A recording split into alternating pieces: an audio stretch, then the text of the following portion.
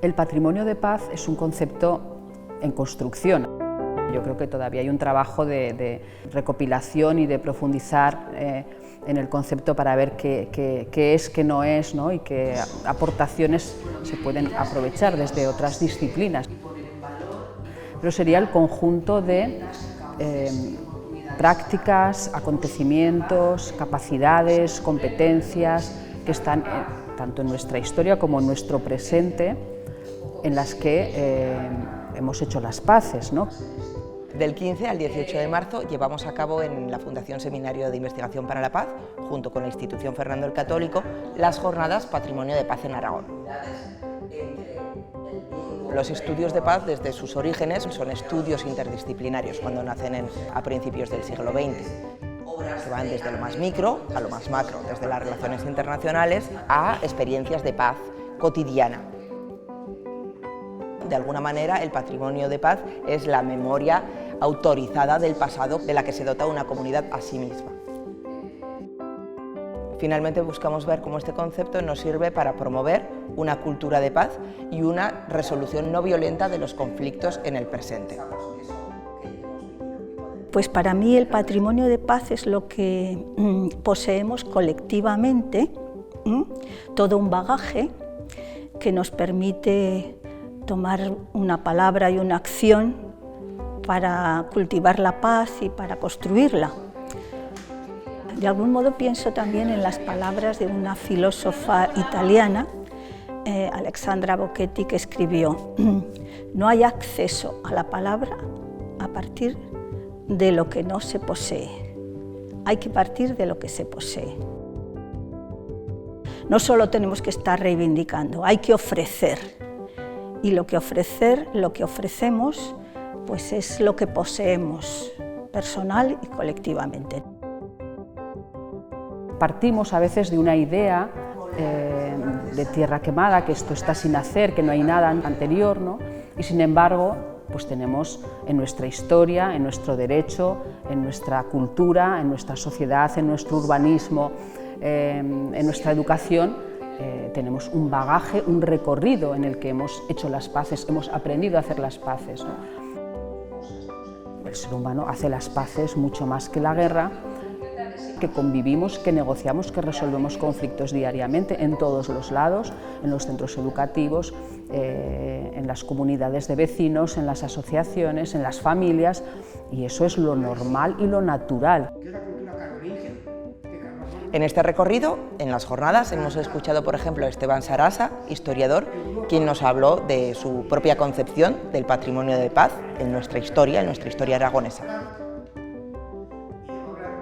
Entiendo como patrimonio de paz a lo largo de la historia, pues el conjunto de normas escritas o consuetudinarias trasladadas por la costumbre de unas generaciones a otras sobre la necesidad de mantener el orden y la convivencia entre los diversos pueblos, naciones y ciudadanos. En Aragón los fueros son fundamentales porque ahí se recogen todas las disposiciones que tratan de evitar cualquier tipo de discordia. También forma parte del patrimonio todos los grandes tratados de humanistas, de ilustrados, de filósofos que han escrito sobre la necesidad de mantener entre los hombres pues eso, una vida feliz y evitar siempre pues, las disputas que a veces han llevado a las armas, y de esto la humanidad tiene desgraciadamente mucha experiencia. Aurora López Azcona, jurista, nos habló del papel de los fueros aragoneses, así como del principio estando un escarte.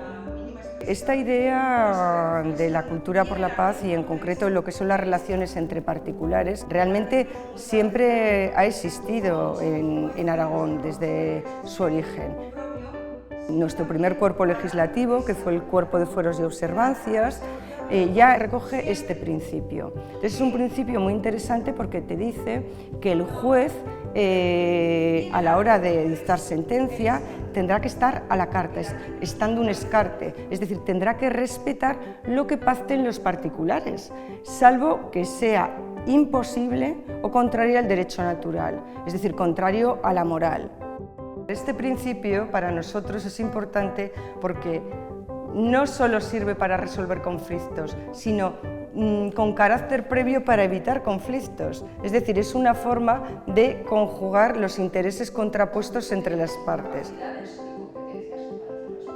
En las jornadas también hemos escuchado a Mari Carmen Gascón, quien nos ha hablado de la importancia del arte y del papel del arte en el patrimonio de paz. Yo entiendo que el patrimonio de paz no es una catalogación de objetos artísticos, sino mucho más que ello. Por lo tanto, son todas las experiencias vitales que nuestros antepasados han tenido y que de alguna forma nos transmiten esos objetos, todas esas referencias ya de personas, de épocas, de lugares que tienen una relevancia y por lo tanto que nos invitan al encuentro, a la convivencia, etc. Esos objetos artísticos tienen que ayudarnos a vivenciar dentro de nosotros mismos la importancia del encuentro, de la paz, de la solidaridad, de la dignidad con uno mismo y de la relación con el otro. Esta experiencia vivencial del arte tiene una dimensión individual, pero también una dimensión colectiva y como tal tiene su reflejo en el espacio urbano, en la ciudad, algo de lo que nos habló Teófilo Martín. La ciudad también es patrimonio de paz en la medida en que el espacio urbano es un espacio de encuentro y de convivencia entre personas de distintas maneras de pensar. Y todo lo que podamos conseguir a través del espacio urbano será patrimonio de paz. Las ciudades han sido históricamente unos espacios de conflicto, de lucha de poder y la mayoría de las personas pues, no eran importantes. Todo el cambio que ha supuesto una nueva manera de entender la ciudad, eso ha sido relativamente reciente. Esa nueva mirada ha hecho que las ciudades pudieran ser reconocidas ahora como espacios de convivencia y de paz.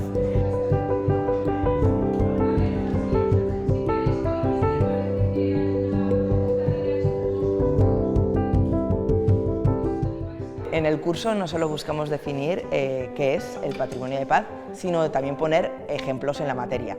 Es en lo concreto que lo abstracto, que la teoría toma cuerpo y sentido. Claro, aquí lo que nos encontramos es con una enorme amplitud y una enorme diversidad, porque es patrimonio de paz el Museo Provincial, que se construye como un pabellón de la exposición hispano-francesa, de exposición de amistad hispano-francesa, que conmemora el centenario de los sitios de Zaragoza con una exposición, como he dicho, de amistad hispano-francesa, ¿no? Es un ejercicio de reconciliación notable y ese es un lugar de nuestro patrimonio de paz, pero también hay lugares de patrimonio de paz en toda la cordillera pirenaica donde se celebran los acuerdos transfronterizos históricos que hay con los valles del otro lado. Tenemos un patrimonio histórico y que se muestra pues, en muchas manifestaciones, desde monumentos hasta ciudades, hasta historia. Cuando comienza el Movimiento por la Paz, respondiendo a un llamamiento de Naciones Unidas en el año 82, la riqueza que fuimos capaces de desarrollar en esos años, en los años 80, ¿no? Porque fue algo que involucró a la sociedad aragonesa, también en España, pero si nos centramos en Aragón, pues desde ayuntamientos, colegios, asociaciones, grupos juveniles, grupos de mujeres, es que estaban implicados una mayoría social, que en ese llamamiento, por ejemplo, está firmado desde Acción Católica hasta la CNT. Eso es una maravilla, ¿no? Que aquí, sobre todo en Aragón, los fueros son fundamentales, porque ahí se recogen todas las disposiciones que tratan de evitar cualquier tipo de discordia. Sobre todo la idea del pacto. Hemos siempre sido una sociedad pactista, de buscar el acuerdo, el pacto, no el desacuerdo. Vamos a acordar, vamos a modular nuestras relaciones conjugando nuestros intereses. Y este pacto va a obligar Por ejemplo, el llamado compromiso de Caspe, que se produce en el siglo XV, cuando en 1410 muere sin sucesión directa ni legítima ni ilegítima el rey Martín el Humano, y se abre un periodo de transición que se llama periodo del parlamentarismo, en el que se reúnen los representantes de los estados fundamentales de la corona para dirimir la cuestión de quién era de los candidatos que aspiraban al trono el que reunía mayores derechos y mejores condiciones y cualidades para continuar la dinastía. Los libros recogen que lo que en Aragón se resolvió mediante la concordia, el acuerdo y la paz, el pacto en definitiva, ¿verdad?, como una forma de paz, de buscar la paz, otros estados lo resolvieron por las armas. Sí que es cierto que es un principio que creo que tenemos imbuido entre los aragoneses. En Aragón se sabe muy bien que vamos a pactar para hacer unas capitulaciones matrimoniales, vamos a pactar entre cónyuges para hacer un testamento, vamos a pactar para ejercitar la autoridad familiar sobre los hijos, vamos a pactar incluso si se rompe nuestra convivencia. Es decir, esa filosofía del Standum sí que la conocemos todos. El rey Jaime II, que reina desde finales del XIII a comienzos del XIV, que es un rey pacificador, se le llama el rey justiciero, y es que es el que decreta que se prohíba la tortura, que pasará a los fueros de Aragón, esa prohibición de la tortura, cuando en el resto de los estados europeos era habitual el practicar la tortura. Uno de los ejemplos es La fuente de los incrédulos, porque tiene una frase, una placa, que nos invita primero a descansar de la tensión constante que es la vida diaria. Invita al viajero de la vida a descansar, a tomarse su rato de paz, su rato de relación con otros, pero a la vez nos invita a seguir soñando por ese mundo mejor y a decir, sí, ya sabemos que hay gente incrédula, gente que nos va a llamar buenistas o utópicos, pero siempre ha habido a lo largo de la historia muchas personas, muchos colectivos, muchas asociaciones que antes que nosotros han ideado lo que ahora nosotros estamos disfrutando. Tenemos Goya, tenemos Goya, y con toda su denuncia de la guerra, ¿no?, que eso tiene una proyección internacional, pero tenemos también una situación geoestratégica que estamos entre territorios que cuestionan determinados acuerdos para la convivencia. En los años 70, a finales de los 70, con el final de la dictadura, todo estaba por hacer. Eran ciudades grises, ciudades sin equipamientos, donde los barrios apenas tenían calles asfaltadas. Entonces reivindico las transformaciones que ha vivido Zaragoza a través de los movimientos sociales. Toda esa transformación donde los movimientos sociales han sido protagonistas de ese cambio. La participación de las personas es algo necesario para que la ciudad sea un patrimonio de todas las personas.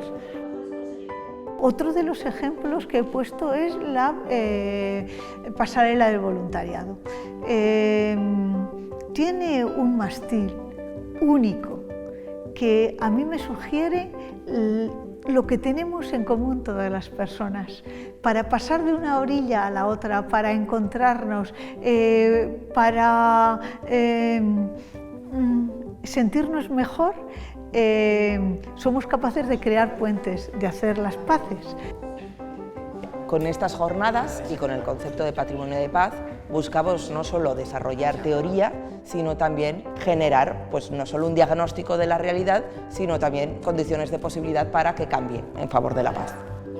El patrimonio de paz, lo que pensamos que debe aportar, ¿no?, es esperanza de que hay capacidades, competencias, hay personas, hay organizaciones, hay experiencias en hacer las paces, en resolver los conflictos de una manera pacífica.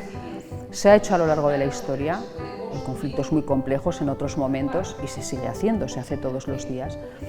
Y es importante tenerlo, traerlo aquí, ¿no?, y utilizarlo como cimiento, como sustrato, ¿no?, para construir pues, esa cultura de paz o o atender los retos que la paz nos plantea en estos momentos.